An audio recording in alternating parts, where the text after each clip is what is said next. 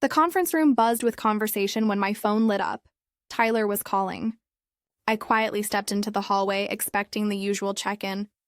Maybe a quick, "How's the trip?" Or, "When are you coming home?" But the voice that came through wasn't warm or familiar. It was cold, smug, almost proud. "I'm divorcing you," Tyler said flatly. "I've already sold the apartment, so you'll need to figure out where you're going to live. Enjoy that." For a second, I couldn't breathe. The nerve. The complete lack of remorse. It was almost unbelievable. My grip tightened on the phone as the words hit me. "You sold the apartment?" I asked, keeping my tone calm. "Yeah," he said with a dry chuckle. "Nicole and I need the money to start our life together.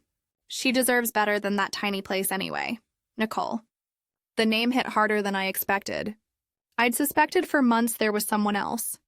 The late nights, the sudden work trips, the growing distance between us. But hearing her name, hearing him say it like I was the outsider in their story, that burned. "Sounds good," I said evenly. There was no way I was giving him the satisfaction of hearing me break. My name is Amelia, and up until that phone call, I truly believed I'd married a man I could trust. Tyler and I had been together for 6 years. Things weren't perfect, but I believed in our partnership. We'd worked hard to buy that apartment, a cozy 2-bedroom in the city that I'd fallen in love with the moment I saw it. It wasn't just a place to live. It was the heart of everything we'd built together. Or at least that's what I thought. Looking back, the warning signs had been there. His dismissive tone whenever I brought up money. The way he'd brush off my concerns with a quick smile and a kiss. I'd always assumed his confidence came from knowing what he was doing. Now I realized it came from knowing he could control me. The rest of that day felt like a fog. I sat through meetings, nodded at clients, but my mind never stopped spinning. Tyler thought he'd outsmarted me, that he could sell our home, pocket the money, and walk away clean. But there was one thing he didn't know. The apartment deed had been transferred into my name months earlier. We'd refinanced earlier in the year, and I'd taken care of the paperwork. Tyler hadn't even bothered to read it. He just signed, eager for that lower interest rate. His carelessness was about to cost him everything. By the time I got back to my hotel room that night, the shock had faded. What was left was resolve. I wasn't going to cry. I wasn't going to beg. If Tyler wanted a fight, he was about to get one, but it wasn't going to end the way he imagined. The first person I called was Chloe, my lawyer and longtime friend. I walked her through everything, every detail, keeping my voice steady even though my pulse was racing. "He sold the apartment?" Chloe repeated, stunned. "Does he even realize he can't do that without your consent?" "Apparently not," I said, a hint of satisfaction in my voice. "He thinks he's already spent the money starting his new life with Nicole." Chloe gave a short laugh. "Then he's in for a rude awakening. The sale is invalid. You can prove sole ownership, and if he's already taken money from the buyer, he's looking at fraud." That word, fraud, sent a quiet thrill through me. Finally, the tables were turning. I took a deep breath. "What do we need to do?" "I'll start by notifying the buyer that the sale isn't valid," Chloe said firmly. "Then we'll draft a formal letter for Tyler, outlining the legal consequences of what he's done. And if he's foolish enough to try anything else, we'll take him straight to court." When I ended the call, a strange calm washed over me. Tyler thought he'd won, that he'd left me cornered and helpless. But he'd actually set himself up for the biggest humiliation of his life. For the rest of the trip, I focused on work. I boxed up my emotions, poured my energy into my meetings, and stayed laser-focused on what came next. The betrayal still stung, but knowing that I'd soon take back control and watch Tyler's arrogance crumble gave me a sense of purpose I hadn't felt in months. By the time I boarded the plane home, I was ready. Ready to face Tyler, ready to tear through his lies, ready to start a new chapter without him. This wasn't about revenge anymore. It was about reclaiming my life. The flight gave me hours to think about everything that had happened. Tyler's arrogance amazed me. He hadn't even tried to hide his affair, acting as if I were just another obstacle in his way. But instead of letting that anger consume me, I used it. I planned. He thought I was powerless, but he had no idea I'd already set the board for my own victory, even without realizing it. When the plane landed, I called Chloe right away. "I'm back," I said, pulling my suitcase from the carousel. "What's our next move?" "We've already contacted the buyer," she said, her voice sharp and professional. They were shocked and not happy with Tyler. The good news is they're willing to cooperate. "That'll strengthen our case. And Tyler?" I asked. "I sent the formal letter to his email this morning," she said. "It clearly explains the illegality of the sale, your sole ownership, and the possible charges of fraud." He hasn't responded yet, but if I had to guess, he's furious. "Good," I muttered. "Let him stew." When I got home, the apartment was eerily silent. Tyler's jackets were still draped over the chair. His shoes sat carelessly by the door. But the air felt different, like the warmth had been drained out of the place. I set my suitcase down, exhaled slowly, and waited. I knew the confrontation was coming, and sure enough, it didn't take long. Tyler stormed in that evening, face flushed with anger, phone clutched tight in his hand. "What the hell is this?" he shouted, waving Chloe's letter. "You're telling me I can't sell the apartment? It's half mine." "No, Tyler," I said evenly, crossing my arms. "It's not. The deed has been in my name for months. You can't sell something you don't own." He froze, a mix of confusion and fury twisting across his face. "What are you talking about?" I reached for the file I'd set aside earlier and pulled out the official deed. "After we refinanced, I had the title transferred to my name," I said, holding it up for him to see. "You signed off on it. Or did you just skim the paperwork like you always do?" For a moment, he didn't say a word. Then his lips curled into a bitter sneer. "You think you're so clever, don't you? This doesn't change anything. I already made a deal. And when this all blows up, you're the one who's going to look like a fool." I didn't blink. I just stood there, calm and steady, watching the cracks form in his confidence. "The sale is already void, Tyler," I said firmly. "The buyer knows it, and they're ready to take legal action if you don't return the money. Oh, and speaking of money," I stepped closer, lowering my voice. "If you've spent even a single cent of that deposit, you're in far deeper trouble than you think." For the first time, his confidence faltered. "You don't know what you're talking about," he muttered, refusing to meet my eyes. "Oh, I know exactly what I'm talking about," I replied evenly. "You've spent years treating me like I'm too naive to see what's really going on. But guess what, Tyler? I've been paying attention, and now it's your turn to face the consequences." He started pacing, his frustration rising by the second. "This is ridiculous. You're blowing everything out of proportion. You can't just kick me out of here." I crossed my arms and raised an eyebrow. "Actually, I can. This apartment is legally mine. You can stay for now, only because I'm giving you the courtesy of time to figure out your next move. But let me be clear, I'm not going anywhere." Over the next few days, Tyler's anger turned to desperation. He called me over and over, leaving frantic voicemails that swung between begging and threatening. Meanwhile, Chloe worked tirelessly behind the scenes, making sure every loose end was secured. The buyer officially rescinded the agreement, furious that Tyler had wasted their time and money. Chloe immediately drafted the initial paperwork for the divorce proceedings. "You're in a good position, Amelia," she told me during one of our meetings. "Tyler has zero leverage. Between the voided sale and the possible fraud charges, he'll have no choice but to cooperate if he wants to avoid digging himself into an even bigger mess." Her words were comforting, but they also forced me to face something I'd ignored for far too long: just how much control Tyler had held over me. For years, I'd brushed off his arrogance and dismissive behavior, telling myself it wasn't worth another argument.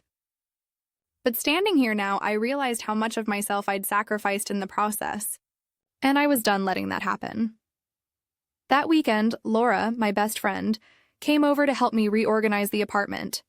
We boxed up Tyler's belongings, stacking them neatly in a corner of the living room. "How's he taking all this?" she asked, holding up one of his gray ties with a teasing smirk. "Not well," I admitted, laughing despite myself. "He still thinks he can talk his way out of it. But I'm not budging." "Good," she said, tossing the tie into the box. "He doesn't deserve a single inch of your space. Or your time." I nodded, feeling an unexpected wave of relief and gratitude. For so long, I'd carried the emotional and financial weight of our marriage alone, while Tyler took the credit and freedom. But now I wasn't alone. I had people in my corner, people who actually cared, and that changed everything. The final piece of my plan fell into place a few days later, the day Tyler brought Nicole to the apartment. I was sitting at the dining table reviewing some documents when the front door opened. They walked in like they owned the place. Nicole's arm was looped through Tyler's, her expression smug and self-satisfied. "So this is where we're staying?" she said, her voice dripping with entitlement as she glanced around. I stood up slowly, my heart pounding but my voice calm and steady. "No," I said firmly. "This is where Tyler was staying. You, Nicole, won't be staying here at all." Her smile faltered instantly. She looked at Tyler in confusion, his face twisting with shock and anger. "What is this?" he demanded, his voice rising. "This," I said, gesturing around the apartment, "is my home. Not yours, not hers. And it's definitely not some hotel for you to shack up in after stabbing me in the back." Nicole's expression went cold, but she stayed silent. Tyler, on the other hand, looked ready to explode. "You can't do this," he shouted. "You're being unreasonable." I met his eyes without flinching. "No, Tyler, what's unreasonable is thinking you could sell my home, walk away with the money, and expect me to just roll over. You're lucky I haven't pressed criminal charges yet." For a moment, he just stood there in the doorway, face red with frustration. Nicole crossed her arms beside him, looking more and more uneasy. "You're being ridiculous, Amelia," he said, his voice rising. "You can't just kick me out of my own home." I took a calm step forward. "This isn't your home, Tyler. The deed has been in my name for months, and you know it. You signed the paperwork without even reading it, like you always do. So no, you don't live here anymore." Nicole turned sharply toward him, her manicured hand tightening on her purse strap. "Wait, what is she talking about?" she demanded. "You said this was your apartment. You said you sold it." He winced, waving a hand as if that could erase the tension. "It's complicated. I'll handle it." "Oh, it's not complicated," I said, stepping closer. "You tried to sell a property that doesn't belong to you. That sale is void, Tyler, and right now you don't have a single leg to stand on." Nicole's mask cracked. "You mean the money you said you had—" She stopped mid-sentence, her voice rising. "Oh my God. Did you lie about that too?" "Nicole, let me explain," Tyler started, hands raised. "No," I cut in sharply. "I'll explain." I looked straight at Nicole. "Tyler tried to sell this apartment behind my back, thinking he could take the money and leave me with nothing. What he didn't know was that I'd already had the deed transferred into my name months ago. So not only did he fail to sell it, he also committed fraud by pretending he could." Nicole's jaw dropped. She looked like she'd been punched. "Fraud?" she whispered, taking a step back. "Are you serious?" "Yes," I said, folding my arms. "Fraud. And I'm fully prepared to press charges if he doesn't collect his things and leave by the end of the day." Tyler's tough exterior finally cracked. "You can't do this, Amelia," he said, his voice trembling now. "We've been together for 6 years. You can't just throw me out." "You threw me out the moment you made that phone call," I said, my tone like steel. "You told me you were divorcing me. You laughed about me having to find a new place to live. You didn't just betray me, Tyler. You tried to destroy me. So don't stand there and act like you're the victim." Nicole took another step back, clutching her purse like it might protect her. Her eyes darted between us, panic rising. "This is insane," she muttered. "You didn't tell me any of this, Tyler. You said you had everything handled." Tyler turned to Nicole, desperation written all over his face. "Nicole, I can fix this. I just need—" She cut him off with a sharp wave of her hand. Don't. I'm not getting dragged into your mess." Without another word, she spun on her heel and stormed out, her heels clicking sharply against the floor until the door slammed shut behind her. I couldn't help but smile. "Looks like you're on your own," I said quietly, turning back to him. "Now let's talk about what happens next." He sank onto the couch, burying his face in his hands. "Amelia, please," he said, his voice breaking. "I screwed up, I know that. But you don't have to do this." "You're right," I said, walking to the kitchen counter and picking up a folder. I placed it on the coffee table in front of him. "I don't have to do this. But I'm going to." He looked up, confused. "This is the divorce paperwork," I continued. "My lawyer already prepared it. I suggest you sign it quickly. The sooner you do, the sooner we can both move on." He stared at the folder, pale and silent. "You really hate me that much?" he finally asked. "Hate you?" I gave a short, bitter laugh. "No, Tyler, I don't hate you. I pity you. You had everything. Someone who loved you, a home we built together. And you threw it all away because you couldn't see past your own ego." My heart was pounding, but my voice stayed steady. "I want you out by the end of the day. Take your things, figure out where you're going, and don't come back. This is the last bit of grace I'm giving you." He opened his mouth, ready to argue, but then his shoulders slumped. "Fine," he muttered. "I'll go." "Good," I said, walking toward the door. "And don't even think about trying anything else. Chloe's handling everything. The next time you cross a line, I'll let the courts deal with you." As I opened the door, Tyler stood, grabbed his coat, and walked past me without a word. His footsteps were heavy, his silence louder than anything he could have said. For a moment, I felt a flicker of sadness, not for him, but for the life I once thought we were building together. But that feeling faded quickly, replaced by a wave of relief. I closed the door behind him and turned the new lock I'd had installed just a day before. This was my home now, and no one, especially not Tyler, would ever take it from me again. The silence that filled the apartment afterward was almost startling. For the first time in years, it felt peaceful. The air felt lighter. The weight of his presence, his arrogance, his lies, was gone. It was just me now. Me and the quiet realization that I had finally won. Not just against him, but against every doubt that ever told me I couldn't stand on my own. I looked around the living room, the empty space where his oversized gaming chair used to sit, the bare walls where his framed jerseys once hung, the gaudy coffee table he refused to part with. All of it gone. The apartment looked brighter, cleaner, mine again. Later that evening, Lauren showed up with takeout and a bottle of wine. She dropped onto the couch with a dramatic sigh. "So, he's really gone?" "Gone and not coming back," I said, pouring 2 glasses of wine. "I gave him until the end of the day to pack up." He didn't argue. Lauren raised her glass with a grin. "To fresh starts and well-deserved victories." I clinked my glass against hers, smiling. "And to never letting anyone walk all over me again." Over the next few days, I started reclaiming the apartment piece by piece. I moved the furniture around, hung my favorite art in the living room, and filled the space with things that made me happy.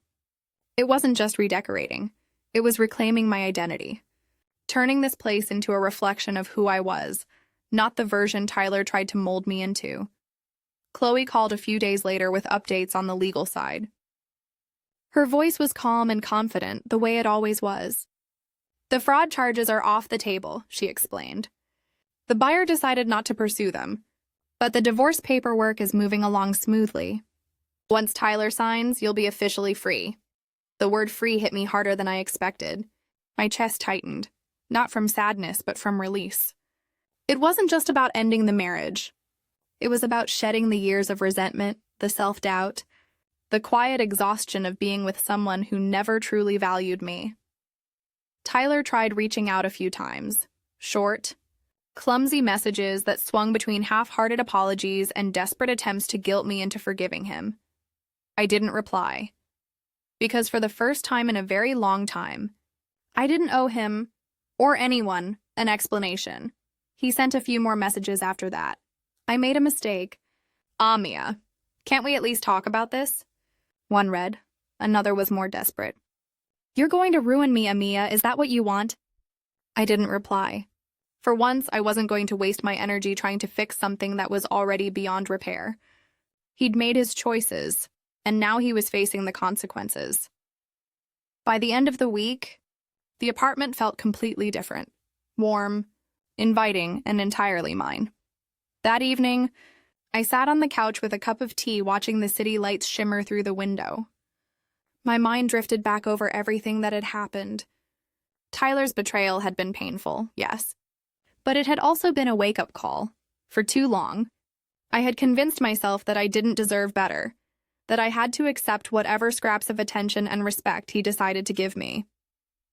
But now I finally knew better. I wasn't just taking back my apartment. I was taking back my life. A month later, everything looked different. The apartment was almost unrecognizable, not because of any big renovation, but because of how it felt. It reflected me now, my style, my taste, my independence. The absence of Tyler's clutter and his overbearing presence made the whole place feel lighter, freer, alive again. The divorce process moved forward smoothly. Chloe handled every detail with calm precision, making sure Tyler had no room to stall or complicate things. He signed the papers without protest, probably realizing he had no leverage left. There was no dramatic confrontation, no emotional plea to work things out, just a clean, quiet ending. It felt bittersweet, but also deeply satisfying. One afternoon, while sorting through some old files, I found a photo of Tyler and me from our early years together. We were smiling, arms around each other, full of hope and promise. I stared at it for a moment, letting the memories surface, the laughter, the dreams, the moments when I truly believed we were building something real. But those times were gone, buried under years of manipulation, neglect, and betrayal. I slipped the photo into an envelope and tucked it away in a drawer. It wasn't something I wanted to display, but I wasn't ready to throw it out either. It was a part of my story, just not the part that defined me anymore.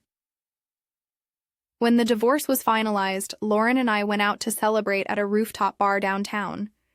She lifted her cocktail toward me with a grin. "You're glowing," she said. "Single life really suits you," I laughed, feeling lighter than I had in years. "It's not the single life," I told her. "It's the freedom. For the first time, I don't feel like I'm living under someone else's rules." We toasted to that, and as the night went on, I felt an unfamiliar warmth spreading through me. Pride. I'd faced one of the hardest seasons of my life and walked through it stronger, steadier, freer. I wasn't just surviving anymore, I was thriving. Back home, I started making plans for the future. The apartment had become more than just a place to live. It was a symbol of everything I'd reclaimed. But I knew I wouldn't stay there forever. Someday, I'd move to a new place, one without any trace of Tyler or the shadows of our past. Until then, I was determined to make the most of every day in the space I had fought so hard to keep.